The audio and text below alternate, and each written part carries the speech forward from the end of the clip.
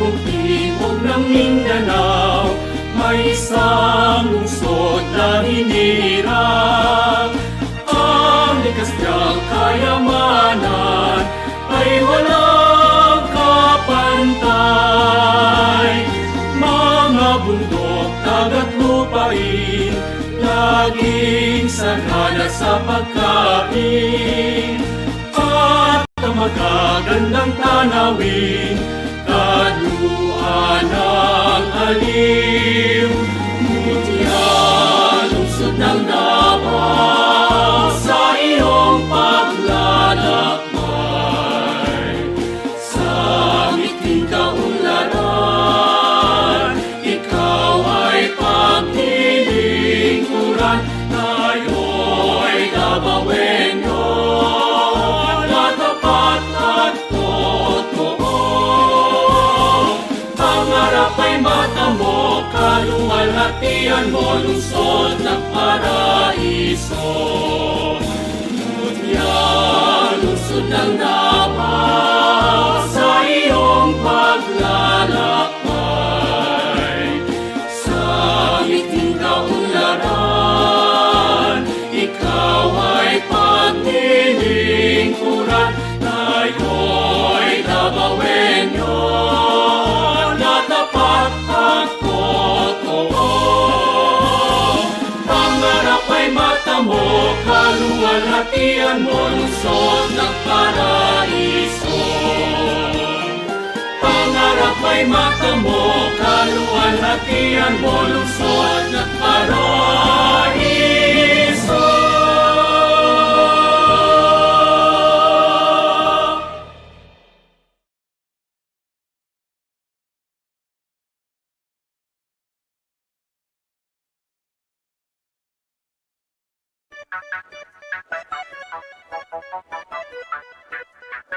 Siguro nakamatikod ka ng akong komentaryong ayaw Giya sa mga priority legislations sa Kapsa ug Kalinaw.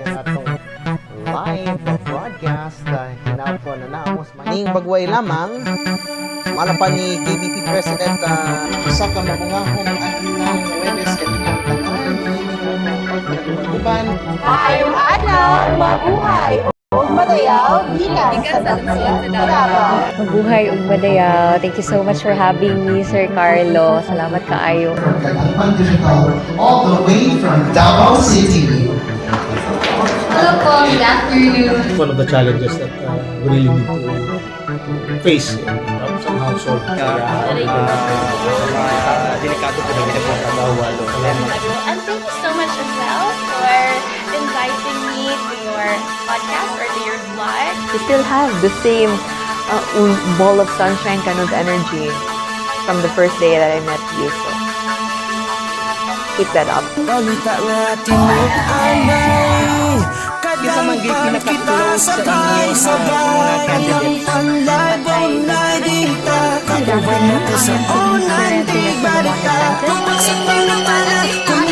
Thank you. Hi everyone. Nagtanaw ba niya o nagtanaw din sila? I hope you continue to prosper and success in the future. I hope that God will give you an abundant life because you truly deserve it. Kadangpan live dinta kauban mo to sa online tigbalita. Now always believe in yourself and always remember that you're representing your country. Habat! No, that's not the word. Interviewing you. So actually, I'm so surprised, and I think this is a good start. Alagad online o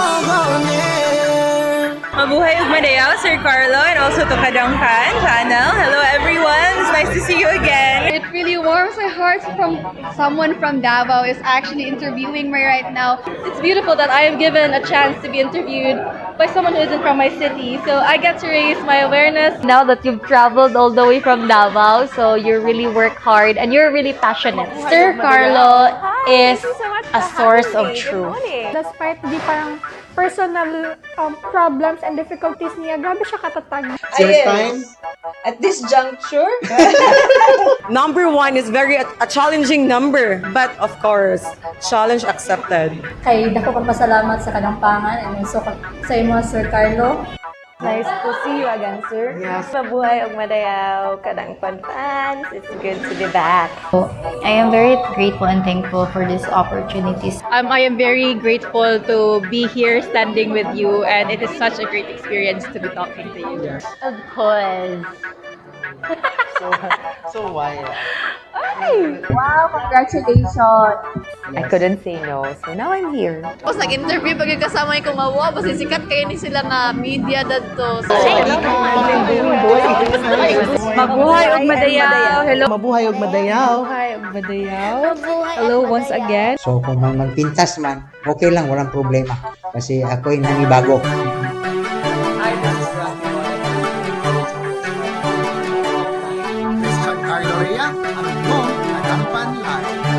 Samantha Mario Arinario, ang inyong kadangpan sa balita. Feliz Terianteas Ramon Sanchez, ang inyong kadangpan sa balita. Ano na lang? Thank you so much. Thank you so much, candidate number 1. Rhys, may welcome. Rhys, hello. You already memorized my name. Hi everyone.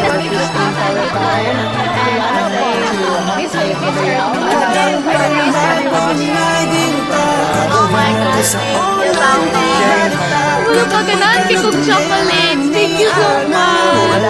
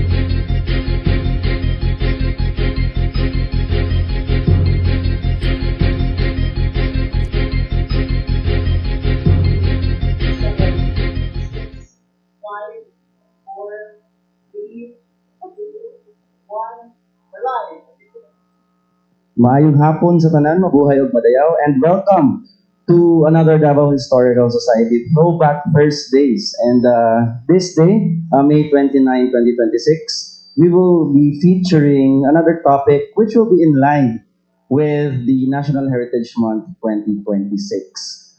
We will be discussing some issues and topics about our national heritage and also our local heritage here in Davao City. So we will be joined by some of Davao's known figures in different aspects and different categories of our national heritage. And as we start our Throwback Thursdays forum of the Davao Historical Society, I would like to call on the president of the Davao Historical Society Incorporated, Dr. Luz Biminda Ilagan, to give us an opening message.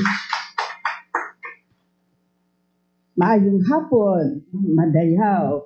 Let me greet Emmy, EBS, LITO, PEPITO, Professor Aya, and the moderator Rhys, of course, the officials of Davao Historical Society.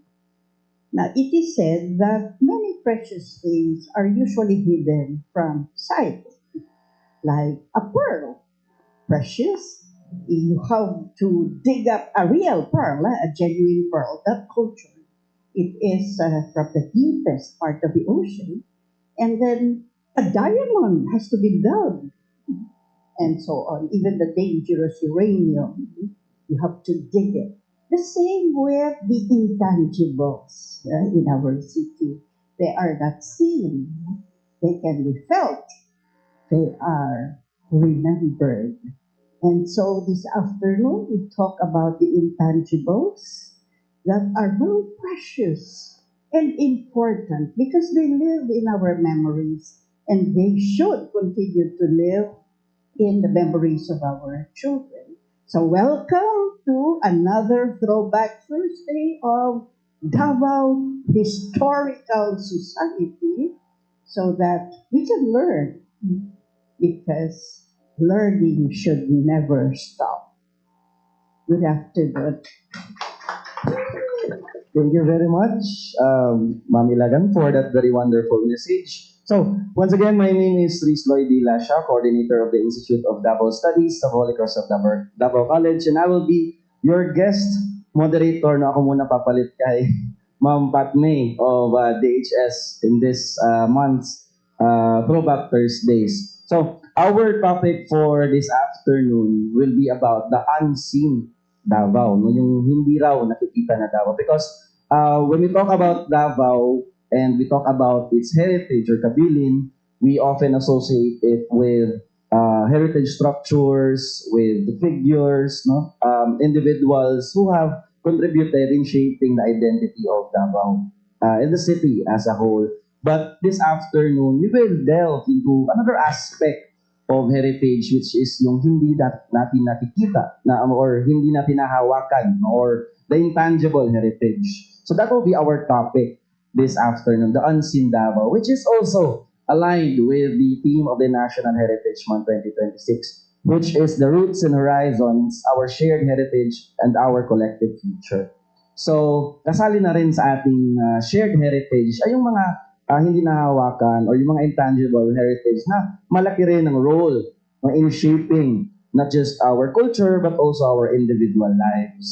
So as we start, let me introduce to you our special guests for this afternoon. Our first guest is coming from the Philippine Women's College, a fashion designer and a very well-known figure in the arts and crafts. Let us welcome Professor Emmy ENGLIS. Okay, thank you. Hello, Prof. Emmy. Welcome po. Next will be a visual artist, Datu Bago Awardee, and the president of the Dabawenyo Artist Federation. So let us all welcome Sir LITO PEPITO. Sir, welcome po sa Throwback Thursdays. And lastly, another guests who will share to us the value of heritage and the intangible heritage. We have Assistant Professor ANDREA RAGAROJO of the University of the Philippines, Mindanao. Prof. Aya, welcome po.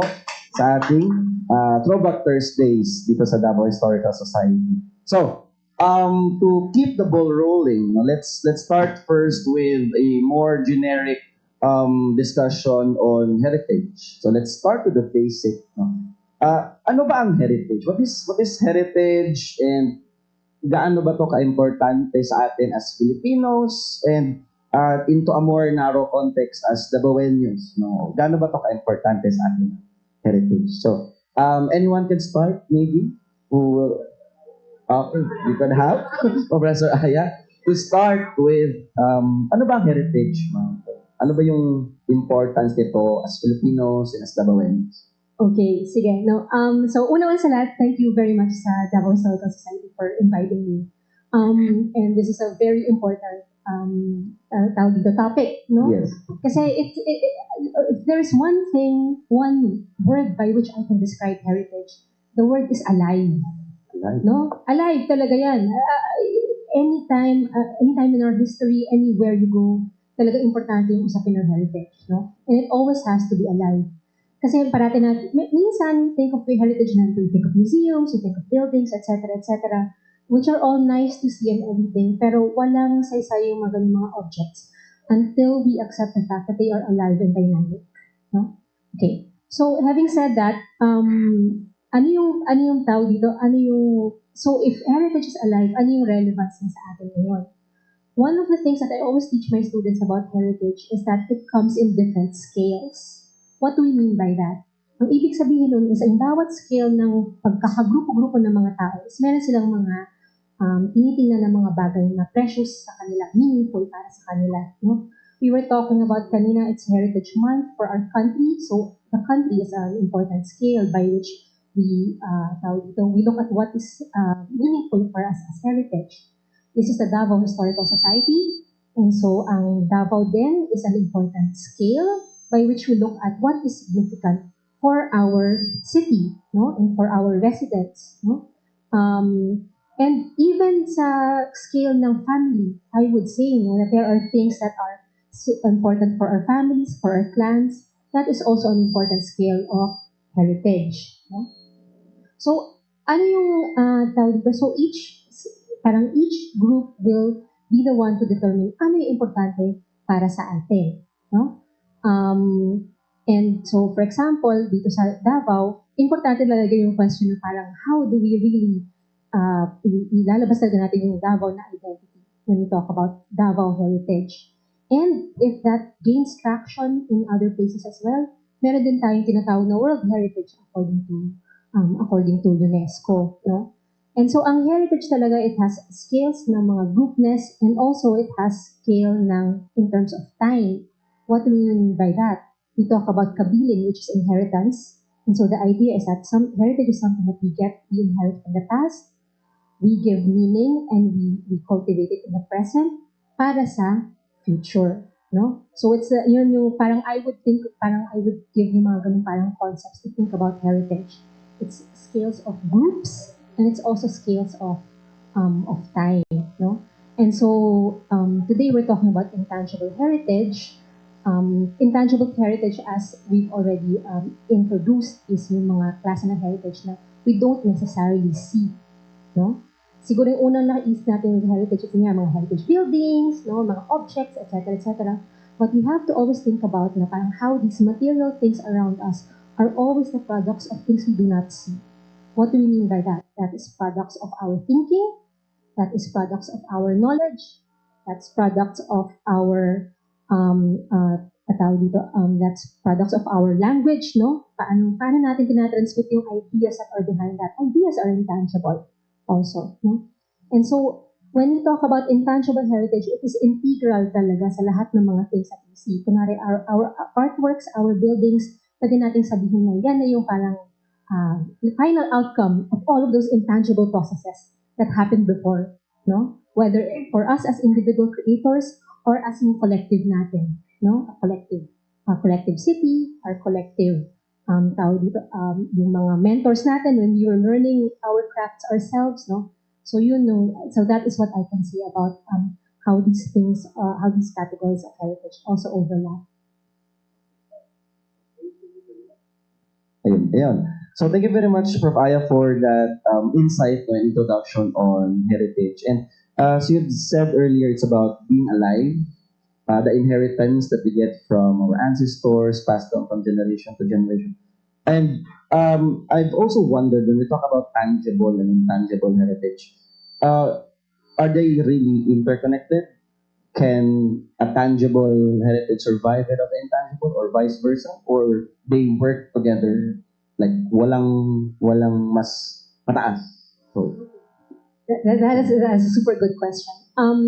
I would say no. Ang quick answer dyan is no. They are always entangled. No, lahat ng mga material things, tangible things that we see right now are the products of our intangible thinking and our intangible collective experiences. No, but may tanong ka na parang pwede bang merong i-consider natin na heritage object na parang hindi na natin, wala na tayong parang intangible na connection to that. That actually happens, I think, frequently, for example, sa archaeological objects. No? Because I'm also an archaeologist. For example, you excavate something in an excavation that was made maybe thousands of years ago na hindi mo nakilala kung sino yung gumawa. Hindi mo na makita hindi mo na ma-reconstruct yung mentality ng gumawa na yun. Ibig sabihin ba niyan is wala na tayong mabibigay dyan na mailalangkap dyan na intangible value, exactly, no? I would say na meron pa rin kasi tayo here at the present, in-effort natin na i-excavate yan at pag-aralan yung object na yan. Ibig sabihin, at the present pala, at this present moment, meron na tayo binibigay dyan na intangible na value, no? And so, I think that's a way of kind of like incorporating itong mga objects na to na parang to represent them here in the present, no? And to say na parang no, we still give this meaning, no? Ibibigyan pa rin natin to ng halaga para ipamana sa susunod, no? So I think it's always entangled, no? It's just a matter of how we also give it meaning today. Yeah, with that said also, Ma'am Prof. Aya, I also agree na entangled siya, that one tangible heritage cannot be removed from the intangible value of it. And I would also like to ask, curiosity lang, in the context of Filipinos, ano kadalasan yung mga intangible heritage na palaging binavalue ng mga Pilipino? Mabigat ba yung question? But I'm curious, no? How do we Filipinos value things? Kung subayon nato ang kanang definition dun sa UNESCO na ay 5 ka klase of intangible heritage, no? First is oral traditions. Second is performance arts, no? Expressive arts. Third is social practices, so that includes rites and rituals. Fourth is knowledge systems. Fifth is traditional craftsmanship, no? And so I think lahat ng yan is meron tayo, no? Meron tayo. And yung 5 categories na yun, it's just a handy guide for us to kind of like have a handle on these kind of phenomena. Pero again, in practice, you see lots of overlap, no? Ang social practices like rites and rituals, you have traditional craftsmanship. You have the knowledge system of the beliefs kung saan na yung mga rites and rituals natin. And so there's a lot of overlap, but it's a handy categorization, no? Para when we talk about certain phenomena or observations, pwede man natin masabi na parang traditional craftsmanship yan, or knowledge systems yan. At this one is Filipino, you know. Or so back to your question. Lahat ng 5 kinds of intangible heritage na yun, meron tayo, no? So we have rites and rituals, we have a lot of performance, expressive arts. Wow, I don't even know where to start. Baka si ang ating mga ibang practitioners and talagang nagpa-practice ako, medyo minsan theoretical yung approach ko, no? But the people who are hands-on should be thank you very much, Prof. Aya. And among those 5 categories, yung arts and crafts.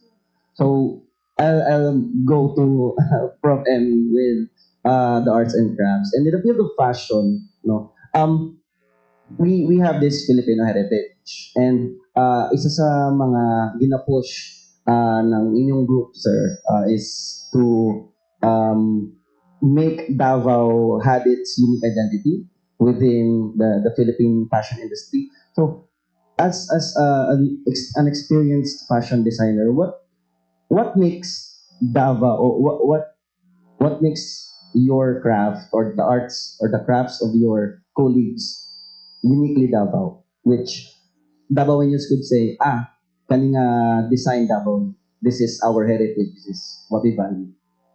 So, well, for the longest time, no, as far as I can remember, when I started, of course, in the industry, until, of course, today, seeing how designers in Davao City in particular have evolved and have presented ourselves in the national, how do you call this, in the national arena, so as to identify who we really are, apart from the many designers that we have all over the country.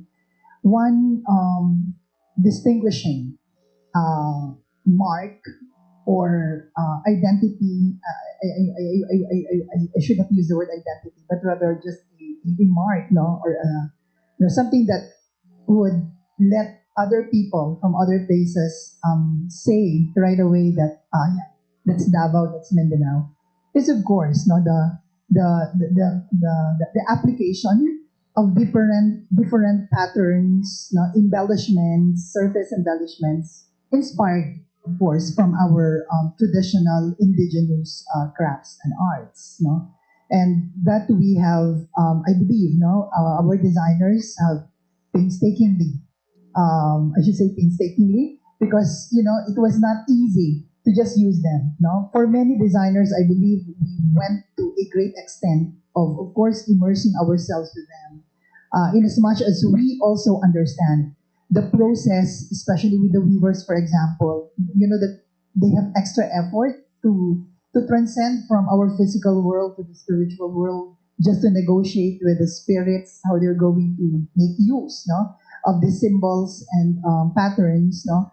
So in the same manner, also our designers, in all fairness, naman, most of our Mindanao and Davao designers have also gone that length, no, to do the same, so that when they borrow, these symbols and patterns, they know exactly that this is not just theirs, but it's something that resonates it's something that resonated from the main bearers of these symbols, no, of our heritage. So I believe that when people from outside of Mindanao or Davao would try to evaluate or assess, our placement in terms of the kind of, say, quote unquote identity, they will always say, kasi of the ethnic patterns, no, and they would readily attribute that to Mindanao or Davao. Right? But I have also seen, no, especially very recently, no, with the younger set of our designers. Kasi if I have to situate myself, I think kung nasa etong group ako ngayon, there's two more generations coming right behind us. The most current generation, I suppose, no, has also explored a different approach in terms of making use of these inspirations, no? Because I think the second generation, the one that's immediately coming right from behind us, have really, how do you call this, established themselves with the ethnic patterns that you can see from their pieces. But these younger generations now are more, I suppose, they really have evolved. They're very dynamic. This is what I think I can attribute to a theorist before, na, designers have to go out of our comfort zone and see what the open world has, and then we come back and contextualize it in what we have. And I think the younger generation has done so much of that. So they're the ones who are very aggressive and they are risk takers. No, they really went out of their way to leave their comfort zones, no, which is Davao or Mindanao, so that they can situate themselves, no, in a bigger perspective of the world. And they come back eventually no, to contextualize what they have actually found out, no, because they too are also in search of the issue or the challenge of identifying our identities, in as much as we had been doing, no, for the longest time. So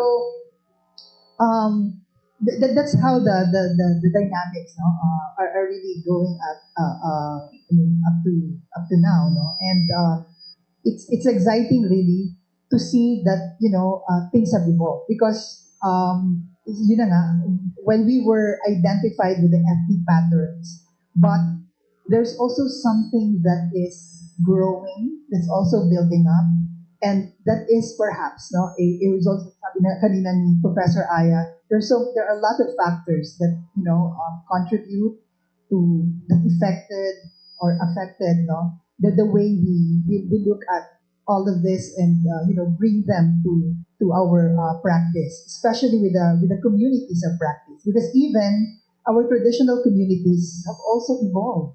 No, culture is dynamic, definitely, and I'm pretty sure that the current generation is not just bent on just conserving or preserving, but rather in fact, they themselves have verbally, they have articulated that they also would want to regenerate what they have had in the past. And I guess it's the same thing that's also happening with the contemporary designers who are closely working with them. So if we are asking what identifies us, it really evolves. It's so dynamic, I suppose, no? While of course we still live with those ethnic patterns that readily tells the world that okay, that's from Mindanao or Davao, but there's more than what these patterns can actually, identify the designers or the practitioners. Thank you very much, Prof. Emmy. I think that yung answers ni Prof. Emmy would really attest kung ano yung gustong i-elaborate pa ni Prof. Aya when talk about the entanglement between the tangible and intangible. Because when we talk about, halimbawa yung output, yung craft na ginawa niyo sa fashion, so tangible na yun. But the process as to how to make that output was really based on the intangible aspect of heritage. And going back to what you've said na napapasa na from generation to generation, I think that's also one aspect of heritage in which hindi siya nag-i-stay lang sa isang time or isang period. It is passed from one generation to another, and it's dynamic, so it does not necessarily mean na same or exact yung napapasa because it moves. No? And I think that's a wonderful feat of heritage, no, in kahit saang kultura pa yan or kahit saang lugar. And I want to also ask Sir Pepito, when it comes to the field of visual arts, kung sa fashion design, na from the worldview of the communities na transform dun sa kanilang outputs, how about in the field of visual arts? How do we merge the intangible and tangible aspect of heritage? Okay, for so long a time, natuwa ako nandito si Ma'am Los. Because noong araw, we used to work with her in their action painting doon sa park. And luckily, nanonood na si Ma'am Rose because of so many activities. So, we were left, keep on searching on what we can do. But during my experience for the past 4 decades, I've been very, very, very sad to note that we have a very, very beautiful art and culture of Davao. And when I travel abroad, I ask the owner of the gallery, can I exhibit here? And they said, yes, of course. But bring us your menu. Don't bring us this kind of paintings because there are millions of styles. Bring us your menu. And that taught me again to look for our heritage. Dapat ang Davao ang ating i-promote. In what kind? Okay. Umpisa muna tayo sa tangibles. Tangibles, we leave it to the photographers because it can be seen and it can be known. So we will share it to them. Hindi natin hindi hindi namin uubusin. But the intangibles, we want to be in partner with the Davao Historical Society because we want to trace back the realities of what we are doing now. Supposed to be, this is the heritage, but all improvised. We have to go back to the original, and also we can call it authentic Davao. So, I may add, tangibles, intangibles, and there are semi-intangible maybe. There are tangibles, but we're not seen by others, so that makes them intangible. Semi-tangible. So we can do that for them. So we will exhibit here in Davao, then we'll exhibit it in Cebu and in Manila. Sa totoo lang, karamihan sa mga artist sa Manila, tulo ang laway sa ating mga subjects. We have different tribes of different designs that must be improvised or aiming. But sila magpunta dito just to take pictures, exhibit nyo sa Manila, and they earn millions. And then, I asked my co-artist, sabi ko, bakit hindi natin pinta ang mga indigenous people? Ethnic na naman. Sabi ko nung araw kasi, kaya they shied away from ethnic paintings because how will you believe that a Baguba woman wearing her attire for a great celebration or any nagsanggi og mais? Sabi ko, you are not doing it the right way. And then, isang si Datu Lito Pangkasi, layuan mo naman yung kaibigan mo. Bakit? Sabi ko, maganda naman yung ginagawa niya. Ethnic tribes yan, no? Sabi niya, iba man sa ibang tribe man itong nakasuot dito, sa ibang tribe na nakasuot dito, sa ibang tribe na mayroon pang dito. Sabi niya, hindi ko matawag ng matig-salog yan. Ang tawag ko dyan, matig-sagol. Sagol-sagol. So, we need the guidance from the Davao Historical Society to correct what we are going to do. If we can trace back those intangibles, the rituals that were done before, a very authentic ritual, then that intangible will be unveiled by us.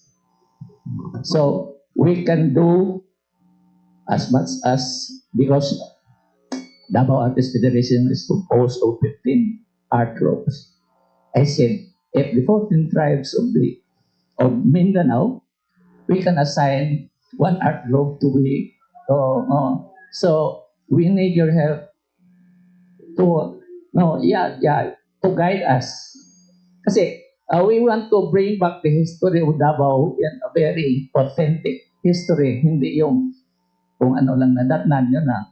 How about the past? Wala na tayong nun.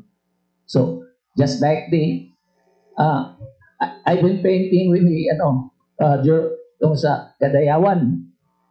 I thought yun na ang tamang presentation. Only to find out that this were designed by the teachers and other these are not the authentic attire of these people. So we were at a loss. So with maybe with the help of Amy to trace back the authenticity of this tribe.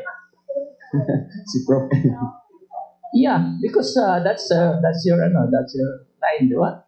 But you can show to me this is there from the very beginning. May evolution naman, pero that's your role to evolve. But it has to be Davao. Yes, I agree with that, Sir Pepito. When it comes to, yun nga, yung value ng mga tao to continue the heritage, to the word preserve is not good on my tone, but more on sustain the heritage. May times na nagkakamali kung ano ba talaga yung heritage na isa-sustain. So, with those experiences, Sir Pepito, no, I would like to ask back again to Prof. Aya, what could be the possible ways in which we could sustain uh, our heritage in general, kasi kagaya ng mga nangyayari na ay mali pala yung na-represent or hindi pala nagkaroon ng proper coordination with the communities or even with the yung bearers ng heritage hindi pala na-coordinate na maayos. So ang ending is pag-present or pag-showcase iba pala. So iba na yung interpretation ng outsiders. So what could be the best, or not necessarily the best, but the possible ways in which we, for example, in the academe and sa mga cultural workers could do to sustain our heritage in a proper way? Okay. Actually, wait. Can I just say that it was very interesting to listen to the two of you? Kasi I think, di ba nabanggit natin na I think we can all agree that heritage is alive. Yes. No? And if something is alive, there will always be tension. Okay? And so I was listening to... Two tensions. I was listening to si Prof. Emmy tsaka si Sir Lito, and I thought that parang both of your input just now kind of like shows that tension, because si Sir Lito was really looking towards the past. No, we have to go back to the original, i-surface yan ulit, etc. And then si Prof. Emmy is like, wow, these young people that are coming, these younger generations that are coming after, they're so innovative and everything. And I think that if we're thinking of kung ano yung parang pwede nating principle moving forward, I think one of the things that we need to acknowledge really is that when we talk about heritage, there will always be a tension there. No? Kasi, Acknowledge, kumbaga. I-acknowledge natin na condition talaga yan na if we are heritage workers, if we are creatives, if we are cultural workers, there will always be tensions.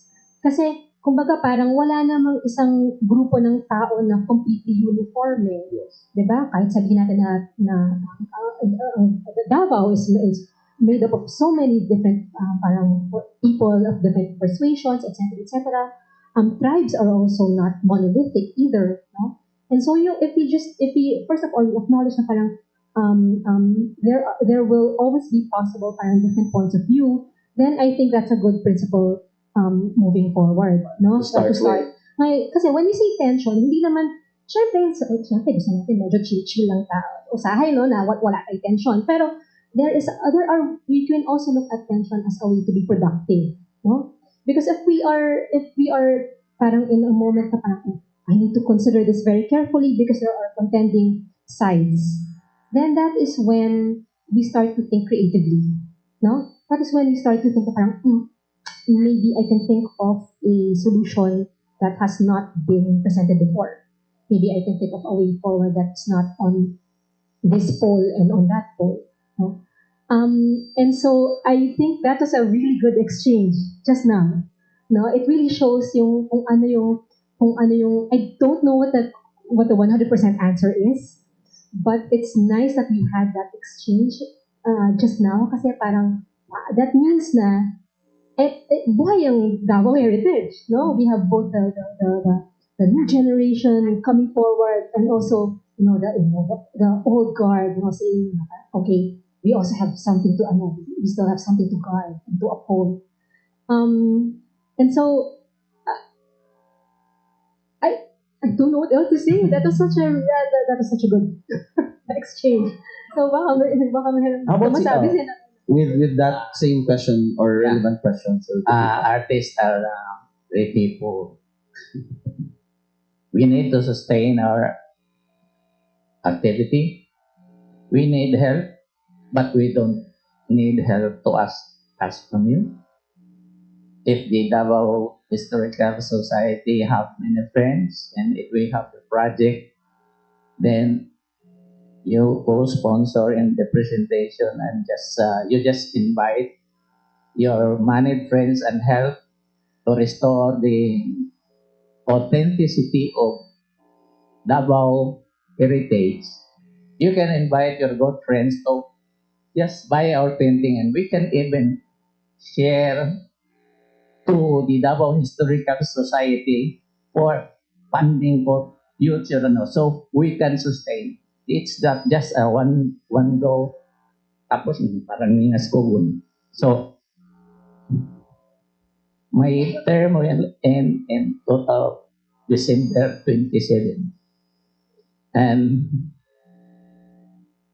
starting maybe 3 months from now, we will be concentrating on promoting rights of Davao because I have convinced them for so many times. And I'm glad now that when I became the president, pilitan silang tumanggap maka hindi sila susuportahan. Kaya sasamantalahin ko pagkakataon because this is the only legacy we can leave to Davao.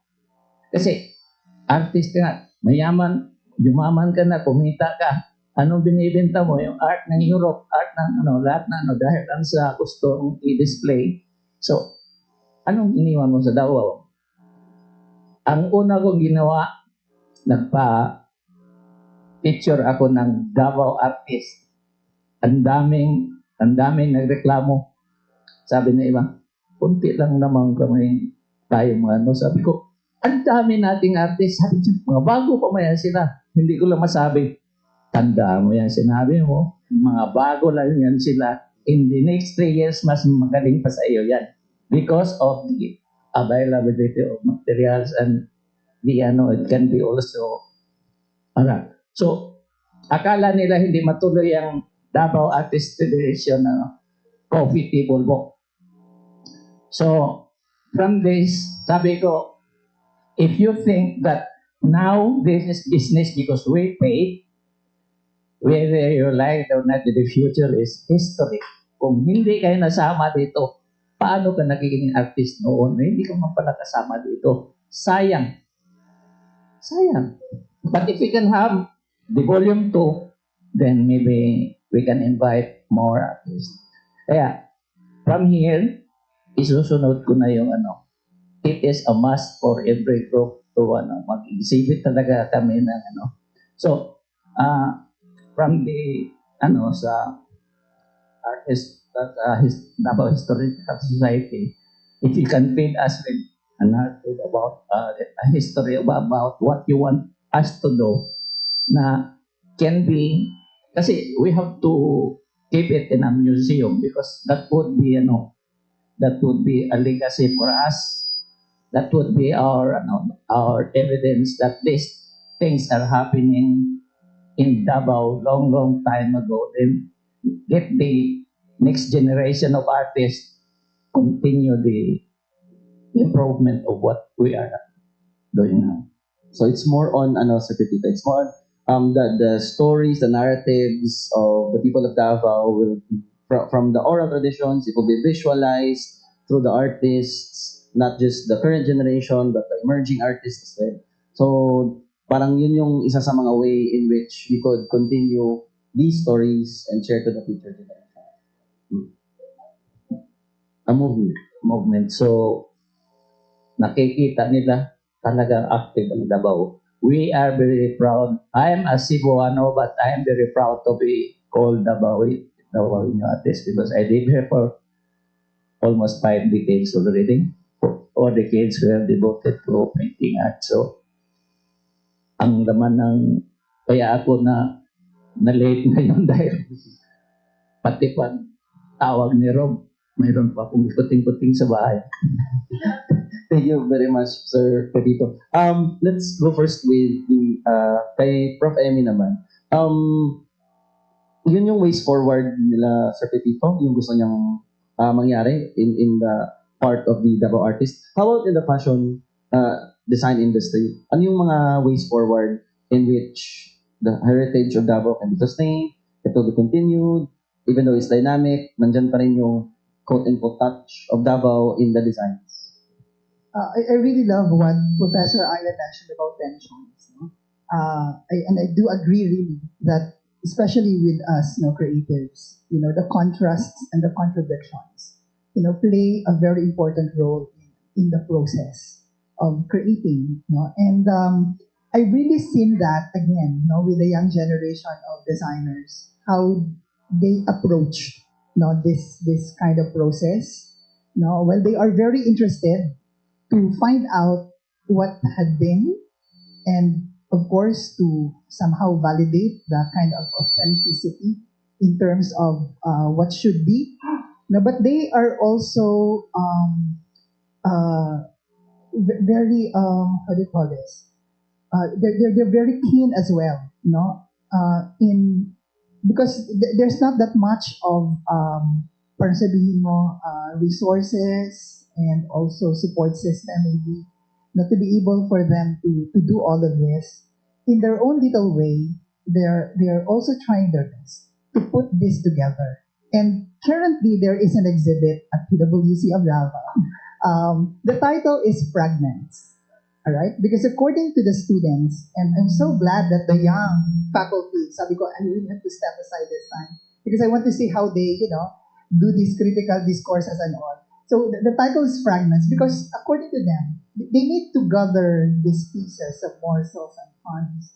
And when they do, this collectively will somehow create, the kind of direction or vision that they would want to, they would want to go to. Speaking, of course, in the future, right? So I think it's very important, really, that we give them these opportunities, to also see through, what do they have right now, what's their aspirations right now, and somehow help them process all of this. I of course I don't want to compare, but in other countries, like for example Malaysia, I came across one group.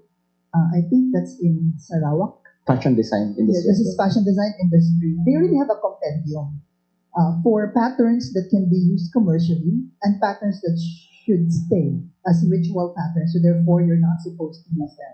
Yes, because that's really distinct patterns that are not supposed to be used, for whatever commercial purposes.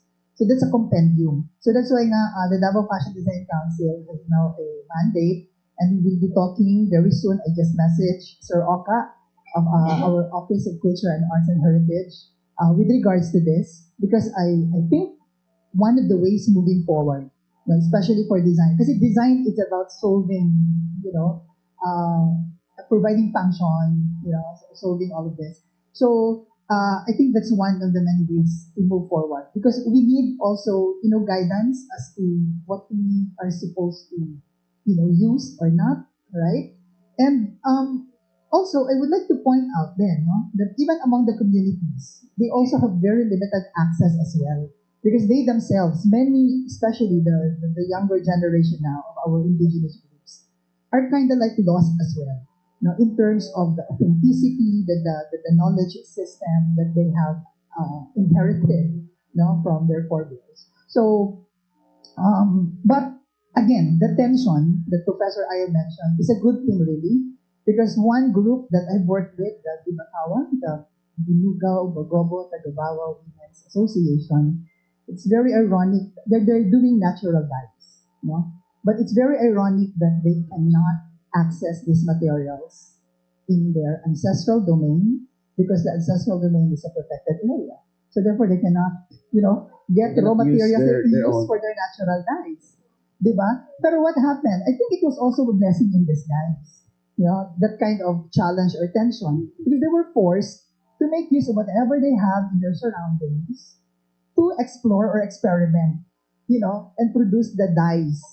Naka-innovate sila. So, I think this kind of tensions, like Professor Aya mentioned, somehow is also one of the ways moving forward. If we do recognize and find that opportunity and how we can actually navigate through it, I think that would really be an interesting point.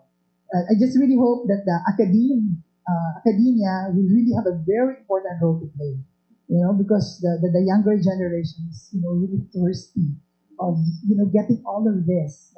Maybe not just to question the authenticity that Sir LITO here, also trying to somehow go back to, but also at the same time, parang what do we do with whatever we have, and live with that and see how we can probably build or create the kind of identity, if that is really the goal, eventually to identify us as Davaoenos in Mindanao. Thank you very much, Prof. And it's just coming from the two sa fashion design industry and visual arts pa lang. What more on other fields as well? And parang nafe-feel na natin yung tension within this discussion. But we would also like to hear from our audience as well if there are questions or who would like to join also sa discussion natin when it comes to the heritage, ng tangible heritage, the tensions that arise from these endeavors. And yeah, we could pass the mic. Ma'am, just state your name first before the question. So, good afternoon. I'm Ms. Rani Calaguas from the Rotary Club of Pulimuling, Davao. We're so glad that we're here. We know some of you familiar faces, and this kind of forum is very interesting for us because we really wanted to promote Davao. In fact, formerly I was member or trustee of the Davao Museum, run by the Soda Club of Davao City before. And I know several artists, but there are only some who had been economically advantaged because of maybe the exposure was limited during those times. But we have a plan. That's the reason siguro we're here. We want to promote what is really Davao or Mindanao. We're done with Tinala or something like that, no, for fashion. In fact, before I'm partner of Silverio, no. So we have been very limited actually in accessing materials, especially for indigenous presentations for national need, because the government or some in the government wanted uniquely Davao to be presented in forums, in conventions, even mga small patches lang, but we cannot even come up with that with the limited, not resources, but there are some hindrances in accessing those. We're planning now to come up with Legacy for Hope. Legacy for Hope is a fundraising event for the House of Hope. And I think Sir Lito PEPITO is aware of that because he had been giving us a portion of what the proceeds of his paintings.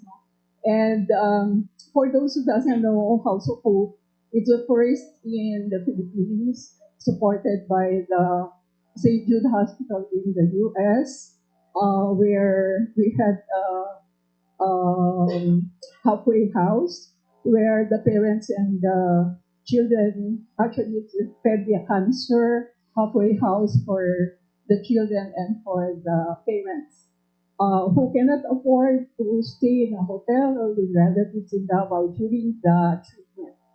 So we've been with the House of Hope for 18 years. There are already more than 1,000 survivors. And now we're thinking of coming up with something that will give them more, some funds for the treatment. Actually, kasi the government had kind of lowered the budget for the medicines. We are all aware of what's going on. So as a civil society, we really have to do something. For the meantime, we have to raise funds. So we're thinking of something authentic and we need your help. Kasi legacy ito no? Legacy for hope. Ako personally, I was thinking of the material in a whole. We're coming out with joint venture with the fashion designers of Davao to come up with different designs. They will be having freedom in the design for as long as they execute it with the kind of legacy that Mindanao has. So we will provide the funding for the materials because we know that the funds will come in later. So it is prepaid. For those who will participate, they will already pledge an amount for a certain gown to be uh, done by the professional designers.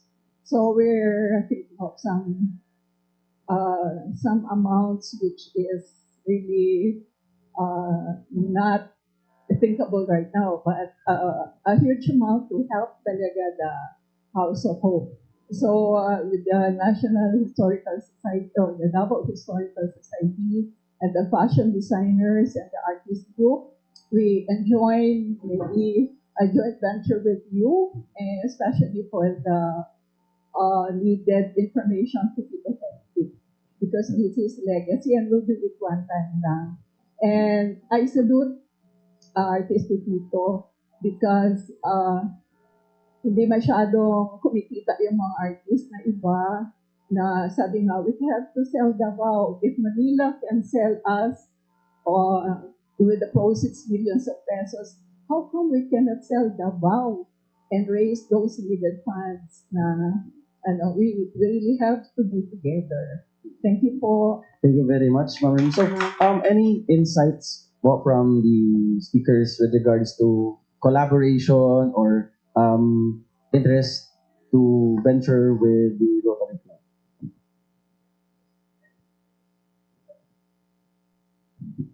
We've actually done before during the pandemic, we call it the Heritage Box.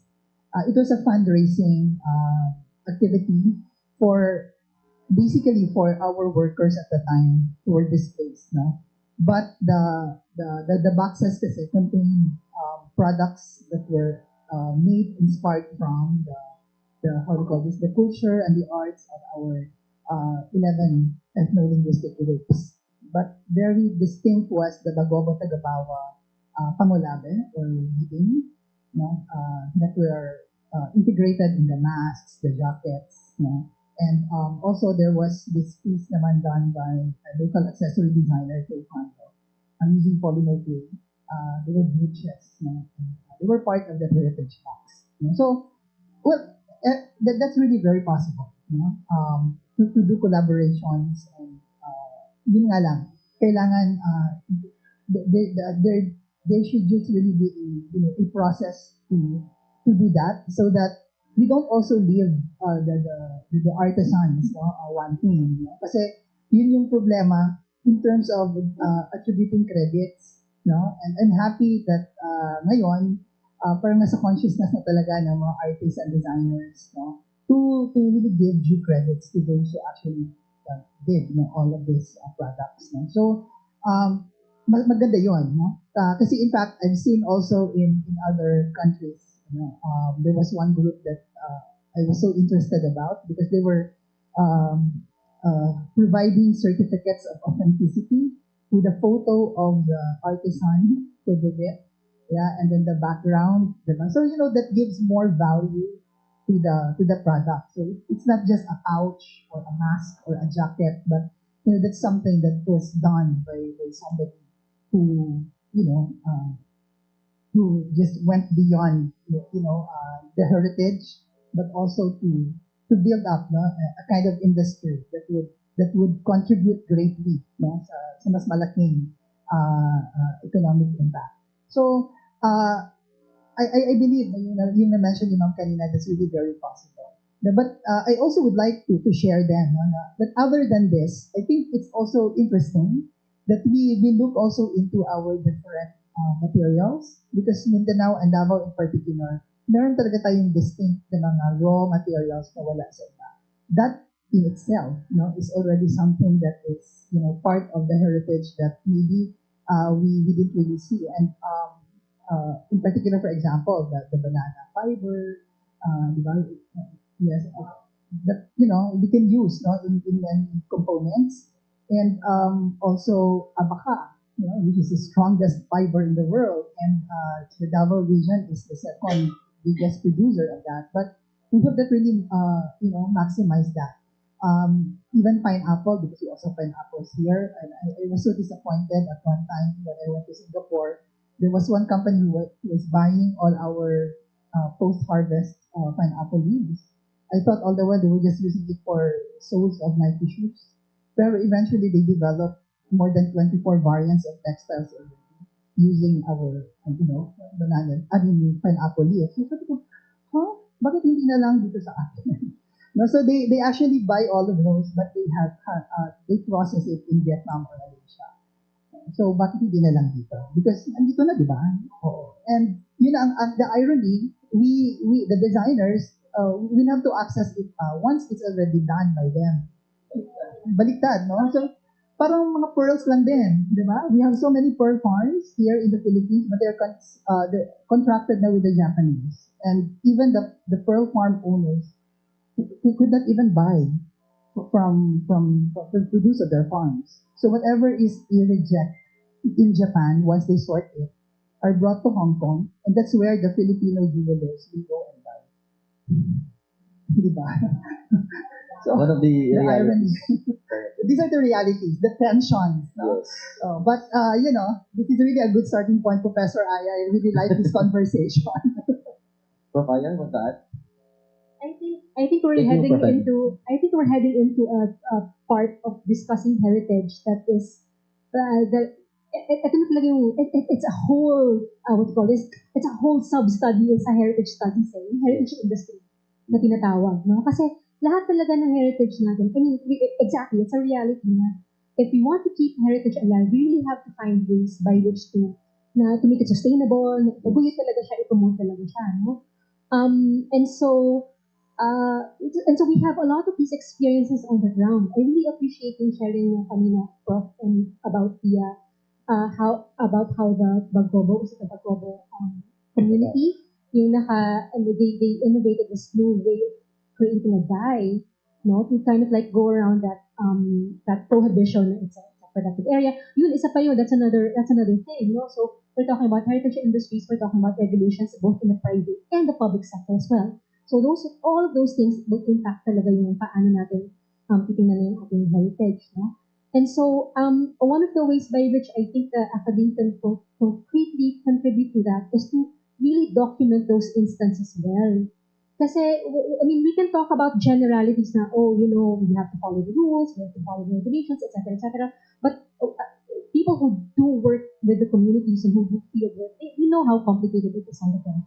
No? And so one way I think we can completely contribute talaga is talagang i-document yun kung maayo itong mga experiences natin. No? Kay dito ta makakuha og ka ng mga best practices, na tried and tested, di ba? So, yun. And I think that's another yung proposal po ni ma'am earlier about intersecting, say, yung heritage project with charitable or civil society initiatives. I think that's a good thing to do, and we can test it out, see how it goes, experiences ni Prof. And before, no, and also the institutions na nagtataguyod, no, artists associations, importante na rin ma-document yung mga experiences natin yan, the history that we have, no? History is also part of intangible heritage, baga. Yes. Yes. So, Sir PEPITO, would like to add, thank you very much, Prof. I am touched by the message of Ma'am Calagwas because we started, ako lang muna ang ginawa nila, but we found out na very effective. Maganda yung share nila. How much kung marami sana kami gumawa. So that can be, diba? So, ang problema, what bothers us now, and I want this to clear this out, kasi pag nagpipinta daw kami ng indigenous people, kailangan daw magpaalam kami doon sa sabi ko, madali malang sana yan kung mayroong mag-connect sa amin sa kanila. So, we can talk to them. If they want to share from us, then we will share with them, and we can even train their young children for them in the future. Sila nang gagawa.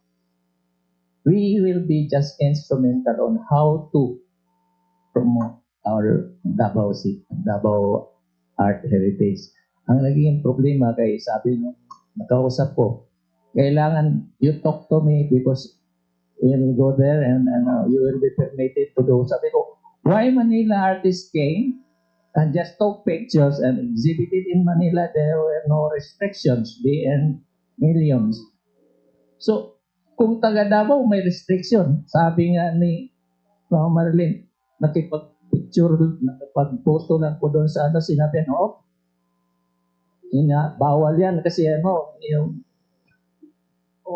kasi daw, gina-exploit daw. Sabi ko, matagal na kayong gina-exploit. Bakit ngayon lang kayong magreklamo?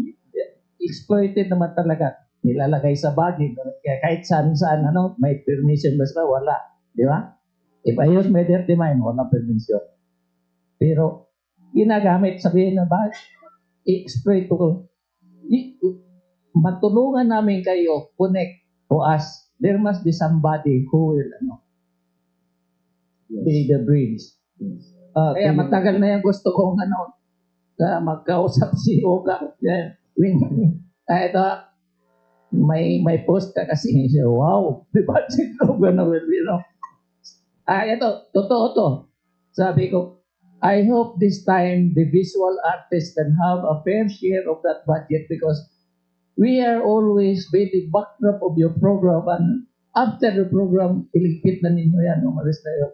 We prepared so much, we spent so much in the preparation and then, sa bagay, pinagaya kami ng show pa, okay lang. That's the dilemma of the artists. That's why, kung wala man lang tulong ang government, tayong mga institusyon na hindi kami hihingi ng pera sa inyo. Tulungan lang ninyo kami, imbitahin lang ninyo yung money friends ninyo. Kasi, mag-imbita nyo pag nagabinta, may share din naman kayo para to sustain for your activity. Thank you. Sir Pepito, yeah. With that, as Prof. Aya mentioned a while ago, that this discussion has become bigger in the context of heritage industry, and apart from that, it also showcases that heritage work or heritage sustainability is a collaborative and a holistic challenge. Na hindi siya pwedeng cultural workers lang, hindi siya pwedeng academe lang, hindi siya pwedeng civil society organizations, or even government. It should be a collaborative effort for us to really do the best things we can do in sustaining our heritage. And I think our DHS president would like to ask as well in relation to our discussion this insights. Very brief lang. Next question, then if my as a teacher, as a member of the Davao Historical Society, I have this strong belief that we should really protect, not preserve, only protect and promote the authentic aspects of our heritage. But at the same time, we also appreciate what the young generation is doing, the creative and innovative ways they do using our traditional materials. That's why when a long time ago in another life, every time there was a sauna, I would make it a point to wear a gown made of materials coming from Davao or from Mindanao. It was my own way of showing na iba kami. No? So, pwede mong gamitin itong material na ito sa mga makabagong paraan, stylized, no? And so on. So I would really like to see a time when we wear all of these stylized fashion, but our students should know the origin of that pattern, of that design. So we marry the traditional, the authentic, with the creativeness and innovation of the young, of the new artists. So sana nga, government should really support the industry, sana all, no? And that government and the private sector should look for ways and means so that we encourage our artists not only to utilize the authentic and to protect, no, whatever we have in the past, but we should also encourage and commercial also kasi ang artist has to live, has to survive and we have to be realistic about that. Kaya, I don't know. Kasi ulit-ulit ipisilip ko na Davao Historical Society. Hindi naman talaga Davao Historical Society lang. No? We should also have the other sectors, the collaboration, and we should have the political will, actually, to promote all of these ideas. Thank you very much, Ma'am Luz. Next, we have Ami from the Davao Startup. Hi, I'm Annie. I'm just very curious. How can contemporary fashion designers balance their creative expression with the NCIP cultural appropriation framework, no? Guidelines on cultural appropriation, yung FPIC prior consent, ano yan? FPIC. Prior Informed consent. Informed consent. Oo. So how do you balance that? FPIC. In my practice, very important really now we consult the community. In fact, I've worked with in community data, but it's in Davao de Oro. So there was really this meeting with the elders, with the community leaders, and even up to the time or the day when we did the film and also produced the different outputs. Now, they were also there, and we even asked, of course, the members of the community, who among you would like your faces to be pictured in the film or photo? Sino ang ayaw? Siyempre, lahat sila gusto makita ang mukha nila, diba? So, pero at least, merong ganong consensus, no? So, there's the process. So, I hope really our designers will observe the process. But again, it's kind of complicated, diba? It's kind of like, difficult. But I believe now NCIP is a bit open, especially in the Davao region, with regards to this, because we also, we also brought it to them, our sentiments. In as much as, of course, we want to respect the process, all right, but then and again, different folks have different strokes, so iba-iba yung pag-implement. So, one of the many ways to do that, of course, nag-MOU kami with them. So they will now allow us to do, research, product design development. So may mga consent na gano'n. So, and also at the same time, of course, the designers go an extra length to really do their research as well on what's supposed to be used and that, and to respect almost all the time, kung ano lang talaga yung dapat. So, I just hope that our designers, all of our designers, will have that kind of awareness or consciousness. And syempre, we cannot also blame because there are also other designers naman na, are not really that conscious or aware.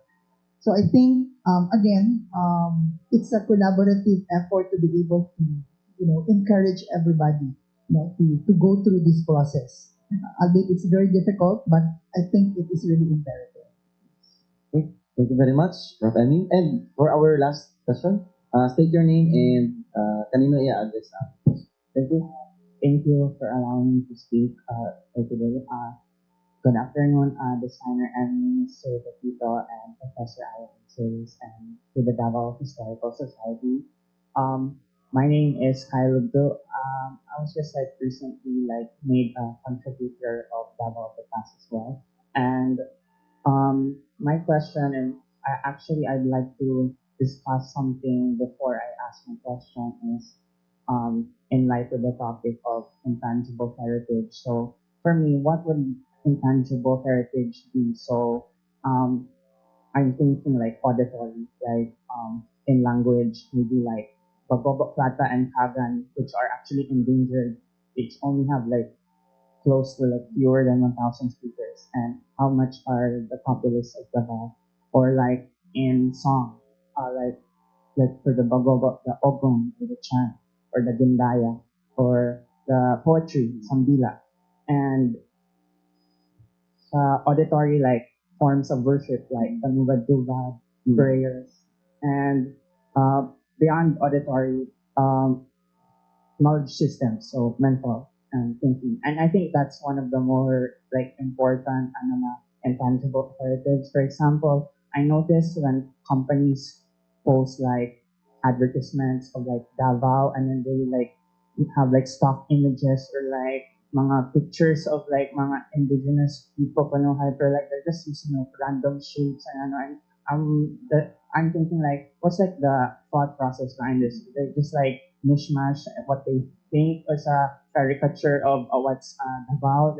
That's what I was thinking. So actually, like, I find that very interesting because even a simple shape can have like a lot of meaning, right? So for example, one of the most like gamit I think are like the triangles and the zigzag. And for example, you can draw a zigzag, but like if it's just a zigzag, like, so what makes it like Bagogo or Davao? So for example, I found this like a list of Bagogo names for shapes, and the zigzag in Bagogo Davao is like suwe. So the zigzag is also like one of the most common sa mga incised patterns if you look like at museum, ano, so like mga bamboo, and then they darken the incised patterns, and also seen in like mga duatalian na fishbone na like, and then I asked like Datu, what do you think's the meaning? And they have different opinions. Oh, if we copied it from nature, it's like the reticulated python or the sawa, or oh, it's mountains, oh, it's rivers, oh, it's like this. So I'm thinking like even like, oh, a simple shape like that can have like a lot of meaning. But so like how, okay, aside from that, to borrow like a concept from ecology, like I'd like to ano the shifting baseline syndrome, which is like a psychological and sociological phenomenon where each new generation inherits a progressively degraded environment, but accepts it as normal because they lack the memory or knowledge of past conditions. I remember reading the author of the Wild Tribes of Davao District, Educator, that like he was collecting these materials about Bago. It's interesting, like 1903 or 1904, he said that like 126 years ago, he's already commenting on how degrade or nagawala ng technical knowledge or ano sa weaving. So even 126 years ago, he's noticing something like that. And so like with like I read what's this, an essay of someone. He said that culture is exploratory, not irredentist. But like with the backdrop of like colonialism and like cultural laws, what can we do for intangible heritage na we're not just like imitating or being like chameleons, and actually like nice historical continuity. Okay. Thank you very much, Kyle. Nice to meet you again. For the first time. And that was very insightful in a sense that giving us the historical background and the symbolisms that even shapes could even symbolize a very heavier value and the nuances attributed to it. And I think the best resource speaker to answer that is Prof. Ida. Thank you very much, Kyle. Okay, sige. Oh, okay. That's a very weighty question and statement, no? Okay. Sige. Where do I start? Ang iniisip ko, Kyle, is, kasi nag-meet na kami ni Kyle before. Ang iniisip ko, Kyle, is this. Parang there is, for us in this particular na parang point in time, historical moment, meron talaga tayong choice kung paano natin i-assess or i-evaluate yung nakikita natin sa surroundings natin, no, at this point in time.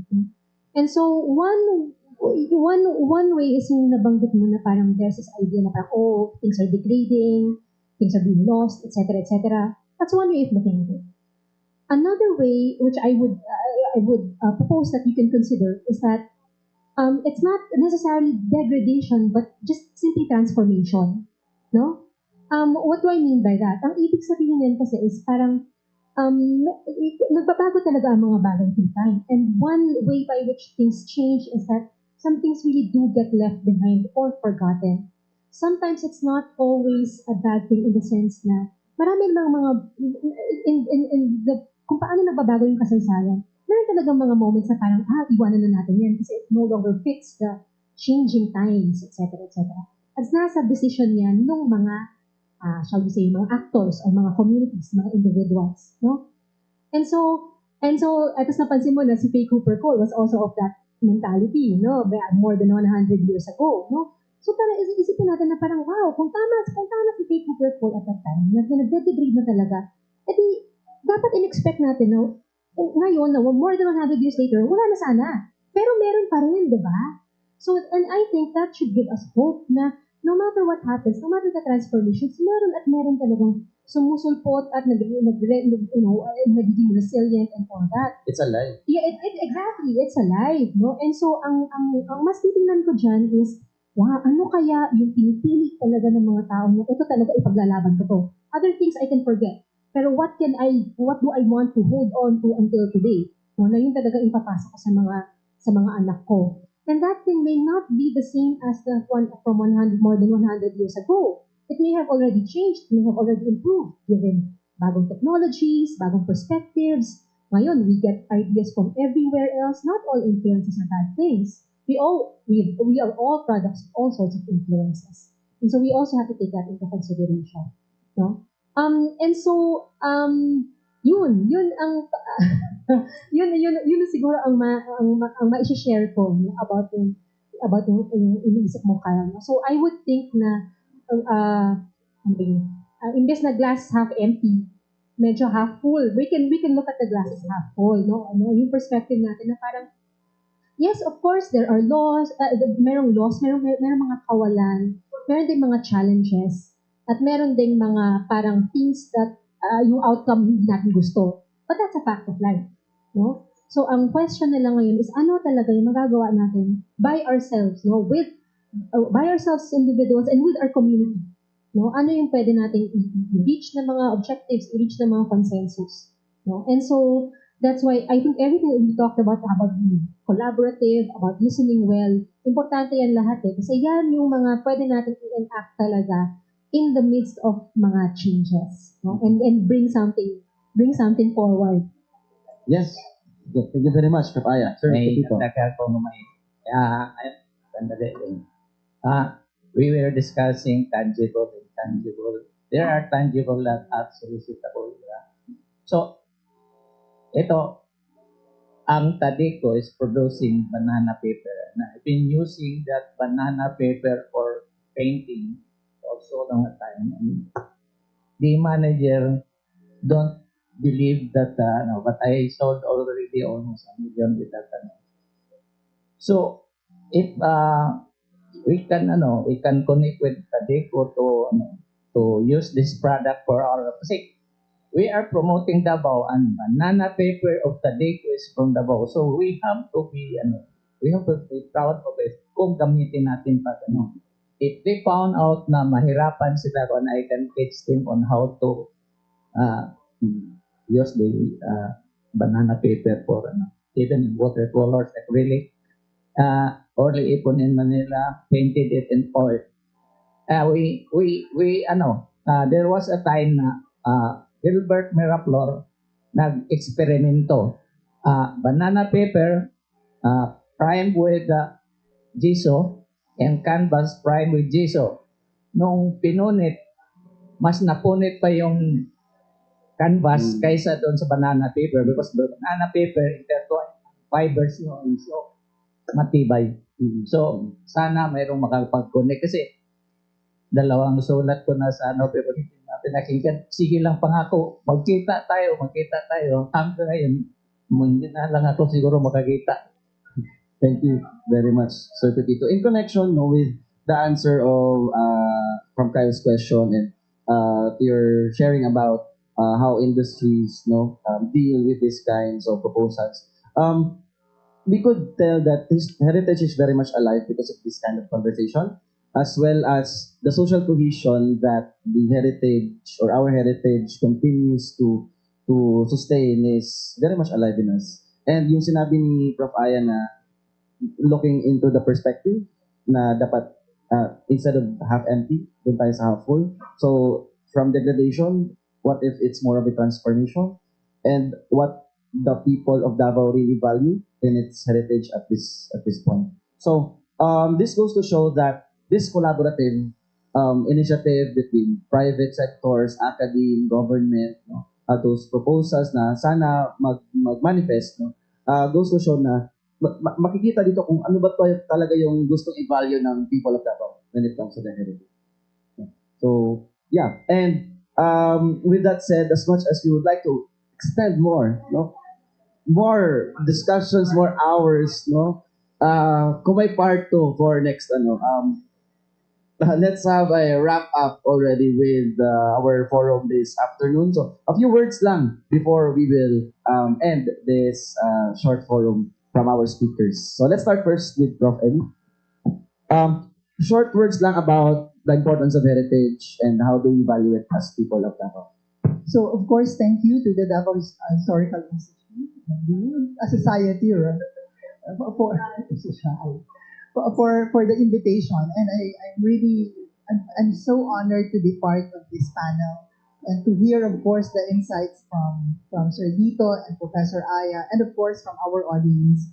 And it really, how do you call it? It warms my heart that indeed, the heritage is really alive, and it's not only alive, it's really kicking, So I hope that the different actors, players, purveyors of this advocacy would really, continue, doing what they ought to do, because again, this is really something that would really shape and define us eventually.